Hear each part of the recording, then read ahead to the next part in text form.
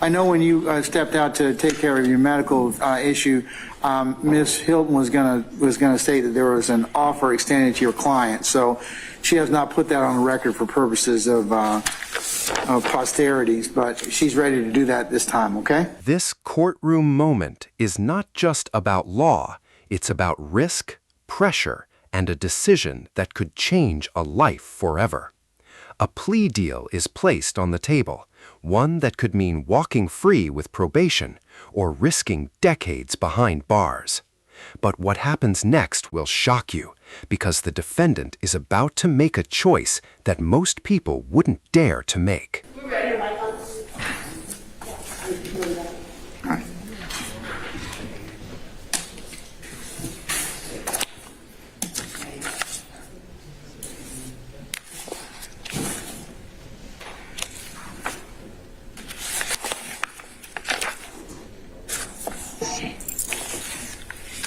Ready, Your Honor? Yes, ma'am. Go right ahead.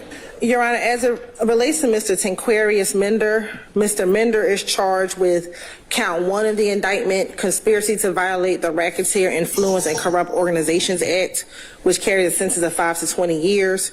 He's also charged with count 44 of the indictment, which is possession of a weapon by an incarcerated individual, which carries a sentence of 1 to 5 years. Count 45, possession of a telecommunication device by an incarcerated individual, which carries a sentence of 1 to 5 years. And last, count 46, which is participation in criminal street gang activity, which carries a sentence of 5 to 20 years. Mr. Mender is an ANC recidivist. The state did file a recidivist notice on December 9th of this year. If Mr. Mender was found guilty of all the counts in the indictment, he'd be looking at a maximum exposure of 50 years to serve in prison. And now, could you explain the difference, I think, for Ms. I'm sure that Ms. Fagan has probably explained that to her client, but can you tell for the benefit of the record and for Mr. Mender's benefit? The prosecutor lays out multiple serious charges, including racketeering conspiracy, gang activity, and possession of illegal items while incarcerated. Together, these charges could lead to a maximum sentence of up to 50 years in prison. But the real twist comes with the recidivist notice, which means if convicted, the judge has no choice but to impose the maximum sentence, and it must be served day for day with no early release. What potentially may happen if he were to be convicted of any of these particular counts? Like what would, under A or C? Yes, if he's convicted of any of the counts, as an ANC recidivist, Mr. Mender, you would have to get the maximum amount on for that charge, and then whatever time the court gives you, which if it was to be the maximum, you have to spend every day door to door, which means you have to spend every day in custody. You get no good time. No. It's a to-the-door sentence. Yes, he would get any credit for a time served. Of course, yeah, absolutely. But anything else would be a full sentence door to door. So his max is 50 years? Yes, Your Honor. Okay, and what's the state's offer? Yes, Your Honor. The state's offer for Mr. Mender as to count 1. Then comes the pressure point. The state offers a deal, time served, and probation. It's a massive difference compared to 50 years behind bars. But there's a catch. The offer expires today. This is where the courtroom turns into a high-stakes gamble. Take the deal and limit the damage, or reject it and risk losing everything. It's 16 years to serve 1 year, commuted to time served, with a balance of 15 years on probation. The state would offer that his probation could be terminated upon successful completion of the first 10 years of this sentence, provided that he violated no provisions of the agreement or no special conditions of the agreement, and that he violates no law of the state of Georgia. As to count 44, the state's recommendation is 5 years to serve 1 year, commuted to time served, with a balance to be served on probation, concurrent with count 1. As to count 45, it would be 5 years to serve commuted time served in confinement. Commuted time served, followed by 4 years on probation, concurrent with counts 1 and 44.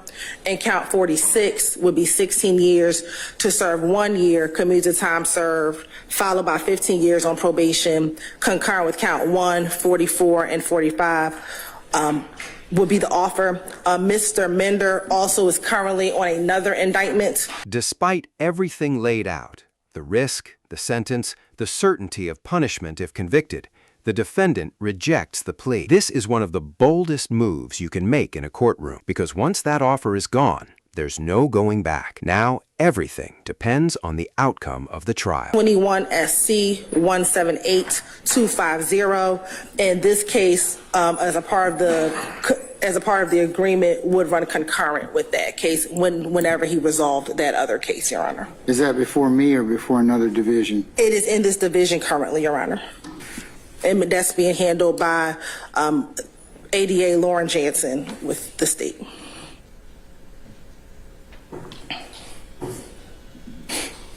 Does he have bond on that case ending in 250?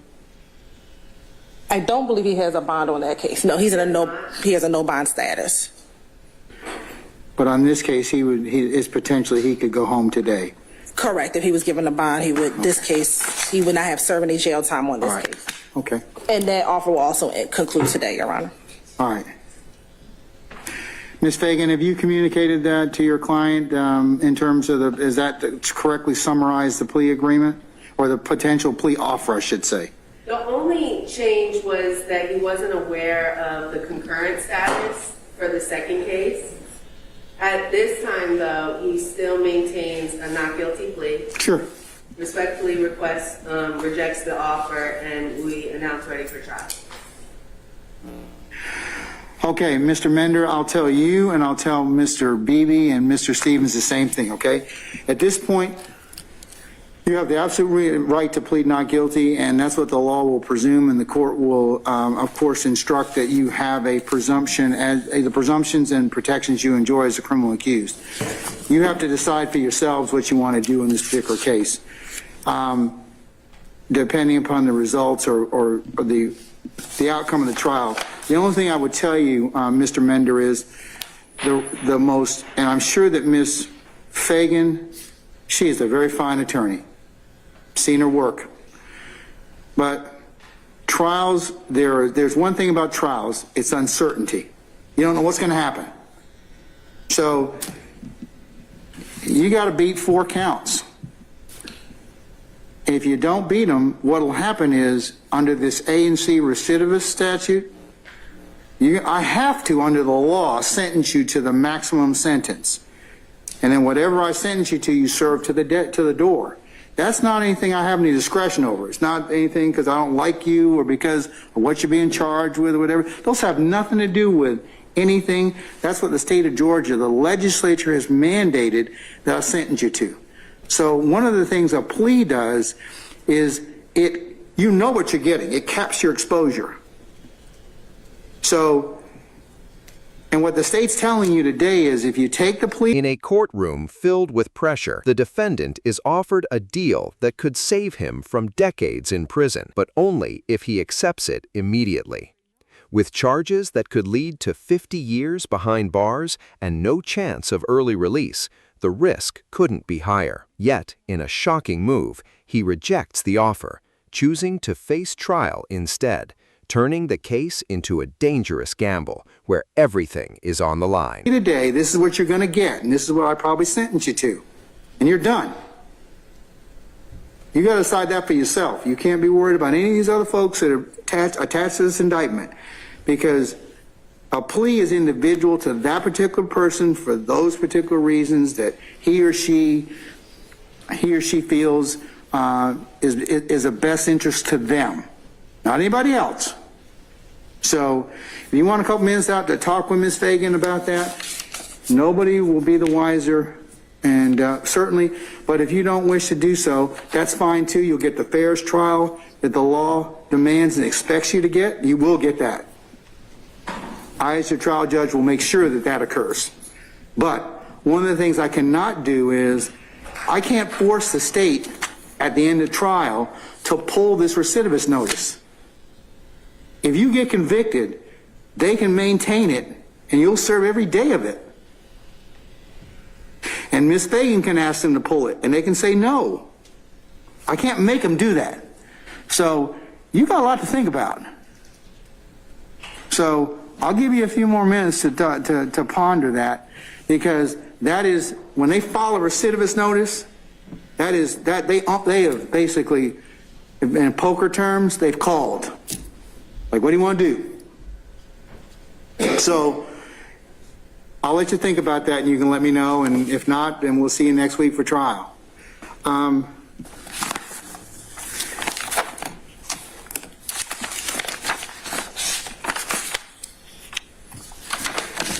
Mr. Beebe, where are you? Here, Your Honor. Because we're in a similar situation, we would reject the state's offer as provided on record, Your Honor. However, Mr. Beebe would ask the court if the court would hear a non-negotiated plea as to the indictment. I would. If not, next judge, Mr. Beebe would then ask if he does not agree with Your Honor's sentence, would the court allow him to withdraw the plea and proceed to trial? I need to think about that for just a second, okay? Understood. Just give me a minute, okay? But yes, that's more than fine. Mr. Beebe, you got the same kind of same discussion I had with Mr. With Mr. Mender applies to you, but let me just get back with you just a second, okay? Mr. Stevens, where are you? Okay, madam, are you still talking with your client? Yes, Your Honor, I'm actually still exchanging text messages with the state. Okay, I'm going to take a couple of minutes out and let you all continue to chat. I'm going to just take a recess, and I'll come back in just a minute, okay? Thank you, Your Honor. Okay, you're very welcome. All right.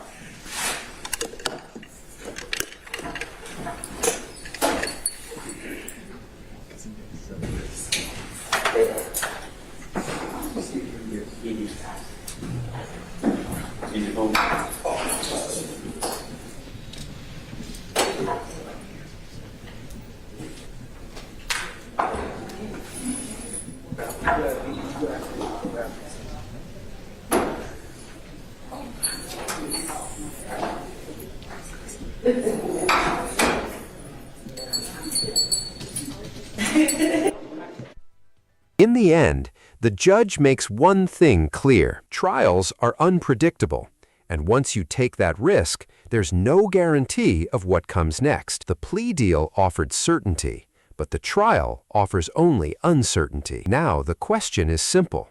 Was this confidence in innocence or a gamble that could cost everything?